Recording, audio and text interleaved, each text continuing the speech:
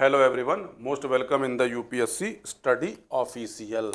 मैं हूं चंचल और यदि आपको मुझसे बात करना होगा तो 9918579646 पर आप व्हाट्सएप करके मुझसे बात कर सकते हैं।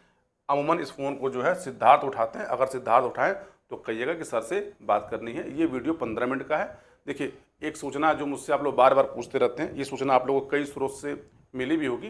तो एक बात समझ लीजिएगा कि देखिए, यूपी पीसीएस, ठीक, यूपी पीसीएस 2026, जिसको बहुत लोग यूपीपीएससी भी बोलते हैं, तो यूपीपीएससी 2026 का जो नोटिफिकेशन है, इसके नोटिफिकेशन की उल्टी गिनती शुरू हो गई है। उल्टी गिनती शुरू हो गई है मतलब नोटिफिकेशन आपका आज से लेकर अगले एक हफ्ते में किसी भी दिन आयोग के द्वारा नोटिफिकेशन जारी किया जा सकता है। देखिए, नोटिफिकेशन जारी करना एक प्रक्रिया होती है जो आयोग के ऊपर है। आयोग कब जारी करे कब नहीं करे उसके ऊपर है। आप सभी जानते हैं कि यूपी पीसीएस का जो प्री का एग्ज़ाम है वो 6 दिसंबर को है। और आप यकीन मानिए कि पिछले 10, 12, 15 सालों में, या फिर जब से होश आप संभाले होंगे या मैं संभाला हूँगा, अब तक की समझ लीजिएगा कि ये लोक सेवा आयोग की सबसे बड़ी भर्ती होगी यूपी पीसीएस की। इतनी बड़ी भर्ती अभी तक नहीं हुई है। भविष्य में क्या होगा ना आप जानते हैं ना मैं जानता हूँ। जहाँ तक सूचना मिल रही है कि सूचनाओं के अनुसार कि आयोग नोटिफिकेशन के समय ही 550 प्लस सीटों पे नोटिफिकेशन दे रहा है। अब 6 दिसंबर को आपका पेपर होगा तो रिजल्ट एक महीने बाद ही आता है। मतलब अमूमन क्या होता है कि पेपर होने से लेकर मतलब पेपर होना और प्री का रिजल्ट आना, इन दोनों में 45 डेज का समय लगता है। तो उस समय आप मान के चलिए कि सीटों की संख्या आपकी लगभग 1100 प्लस होगी।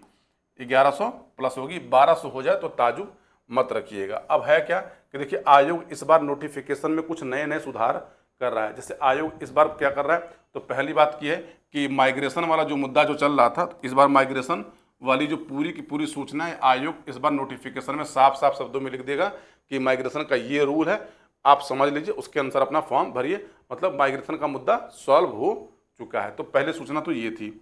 दूसरी क्या है कि इस बार आयोग जो है प्रयास ये कर रहा है कि नोटिफिकेशन निकालते समय है कि कौन कौन से पद नोटिफिकेशन में इस बार आ रहे हैं और किस पे पदों की संख्या कितनी है, इस बार भी आयोग इसको बताने वाला है। यानी इस हफ्ते से लेकर यानी 30 जून से पहले आपका नोटिफिकेशन किसी भी समय लोक सेवा आयोग यूपीपीएससी 2026 के लिए जारी कर देगा। अब होगा क्या कि नोटिफिकेशन जारी करने से तो कुछ होना नहीं है।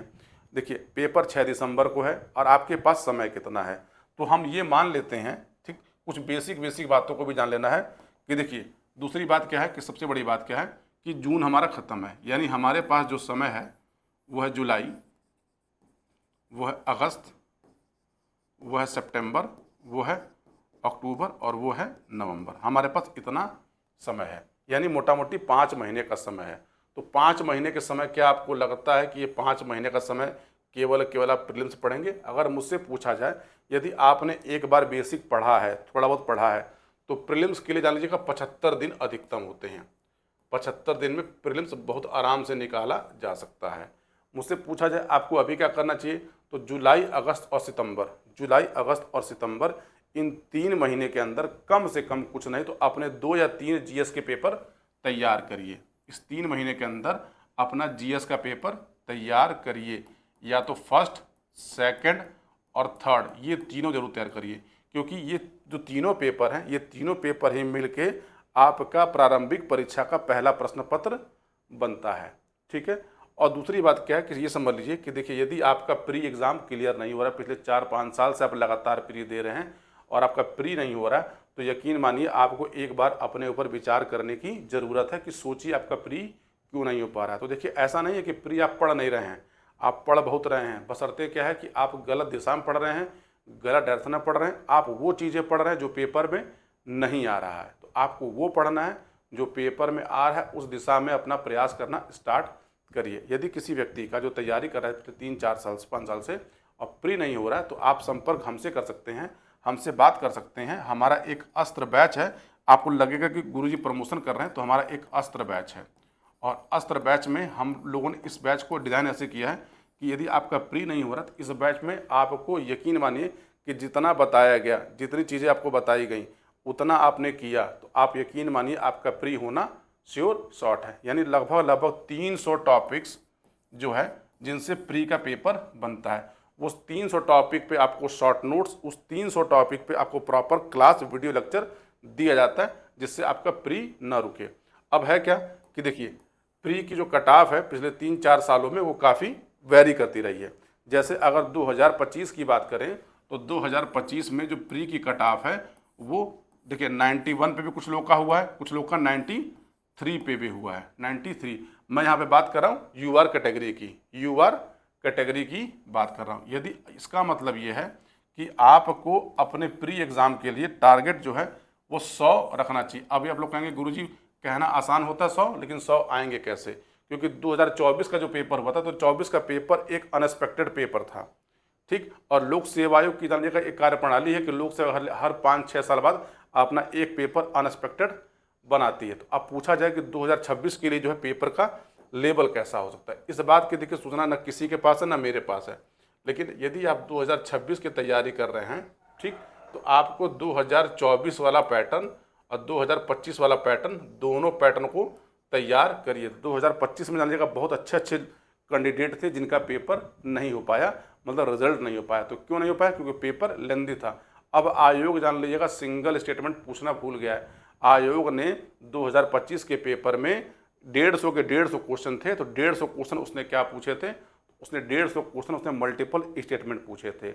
यदि आपको देखिए प्री एग्ज़ाम निकालना है तो जो मेरे अपने विद्यार्थी हैं जिन्होंने हमसे बैच लिया है, ये वीडियो पहले आप लोग के लिए है, तो आपको क्या करना है ये समझ लिए। तो जितने भी हमारे अस्त्र बैच के विद्यार्थी हैं, हमारे अस्त्र बैच के विद्यार्थी हैं, हमारे समर्पण बैच के विद्यार्थी हैं, ठीक, और हमारे जो सुपर 50 बैच के जो विद्यार्थी हैं, ठीक है, आपको एक बात समझिए आपको करना क्या क्या है।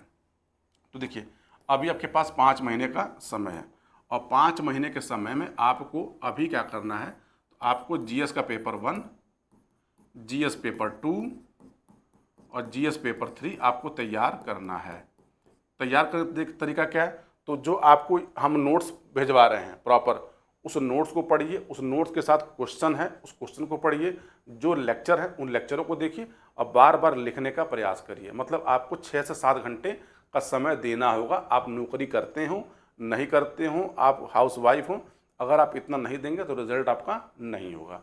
दूसरी बात तो ये है, अच्छा है क्या कि मैंने आपसे मैसेज किया था कि मॉडर्न इंडिया जो पूरी की पूरी है, मॉडर्न इंडिया हम 30 तारीख तक पूरा का पूरा खत्म कर देंगे। फिर बचेगा ज्योग्राफी। ज्योग्राफी जान लीजिएगा मेंस के लिए मुश्किल से 7 दिन में ज्योग्राफी पड़ जाती है, और 5 दिन का सोशल इशू, यानी 25 दिन के अंदर ये कहानी खत्म।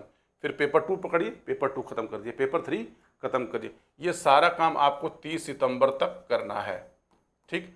अब उसमें आपकी हेल्प क्या है? तो मैं आपको जो टाइम टेबल बना के दे रहा हूँ उस टाइम टेबल को फॉलो करिए। आपको जो शॉर्ट नोट्स दे रहा हूँ उस शॉर्ट नोट्स को फॉलो करिए।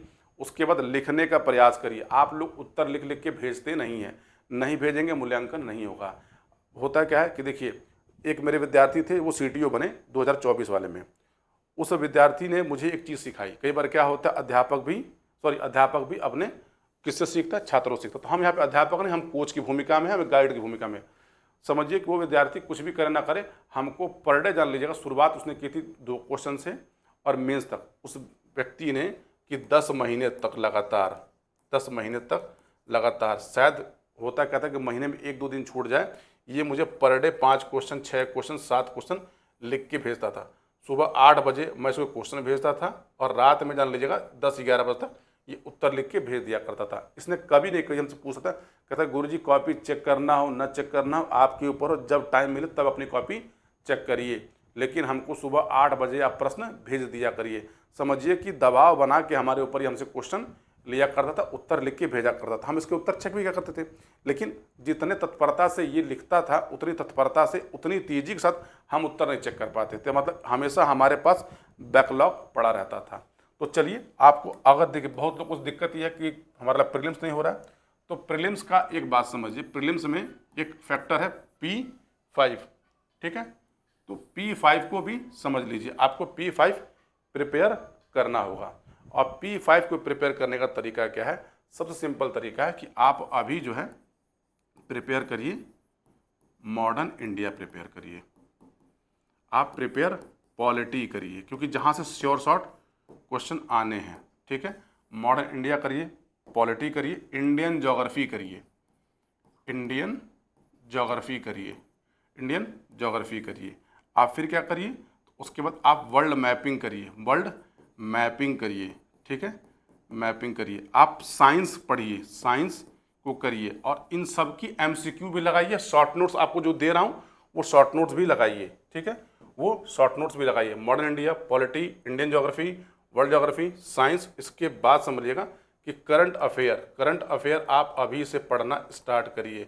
और करंट अफेयर कब से कब तक, तो पेपर आपका 6 दिसंबर को होना है, तो दिसंबर से लेकर नवंबर तक का करंट अफेयर प्रिपेयर करिए। करंट अफेयर भी प्रिपेयर करते समय प्रयास करिए कि जितनी भी गवर्नमेंट न्यूज़ हैं, गवर्नमेंट वेबसाइट्स हैं, वहाँ से न्यूज़ देखिए जो चीज़ें पूछी जाती हैं। देखिए अगर मैं एक ही वीडियो में सबको लगूंगा बताने तो वीडियो बहुत लंबा बन जाएगा। तो मैं प्रयास करूंगा कि मॉडर्न इंडिया में कौन से टॉपिक है, पॉलिटी में कौन से टॉपिक है, ज्योग्राफी में कौन से टॉपिक है, साइंस में कौन से टॉपिक है, इन्वायरमेंट में कौन कौन से टॉपिक हैं, ठीक, इन्वायरमेंट प्रिपेयर करिए। अच्छा, दूसरी बात क्या है कि 2024-25 में बहुत सारे ऐसे लोग थे कि जो लोग किसमें, तो जो लोग सीसैट में फेल हुए।